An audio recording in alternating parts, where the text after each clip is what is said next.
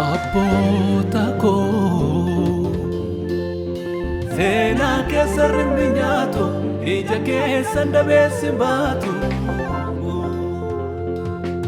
yaa gaallee dureessaa koo hin badu seenaan abboota koo jettee karaarra buutee wangeela qullaa buute yaa geetaachoo mul'ata seenaan keenatti mul'ata yaa yaadata obsi koo miidhama obsaa koo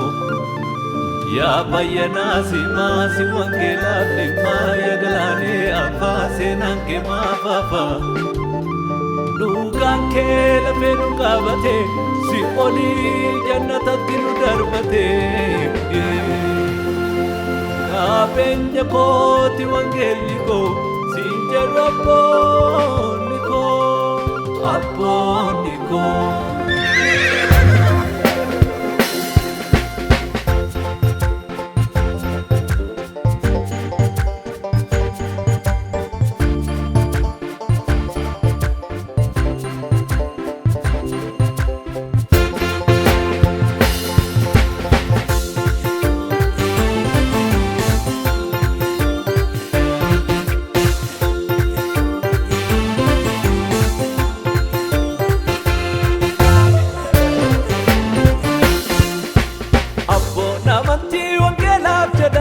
Gati baasanii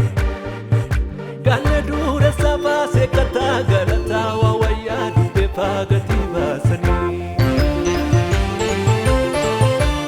abboon amantii wangeelaaf jedhanii gati baasanii guddinaa tumsaa fi abbaa gammachiisiif as dargaannoo faatu gati baasanii nageen harkatti badaaree gati wangeelaa noofadu gati wangeelaa nageen harkatti badaaree gati wangeelaa noofadu gati wangeelaa nageen harkatti badaaree gati wangeelaa noofadu gati wangeelaa nageen harkatti badaaree gati wangeelaa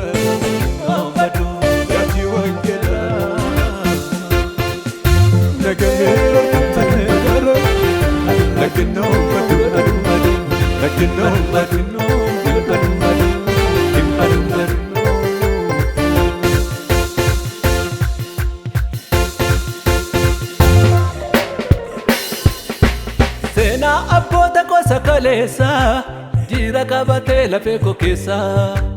maaltu dagataa silaa seenaa isaanii natti kennanii galfata isaanii galaanee afaa gaafannaanii bayyanaa simaanis natti odeesse yaadataa obsii koo gatii qaalii geetaachoo mul'atame ilaali dhugaa wangeelaa lallabuu fi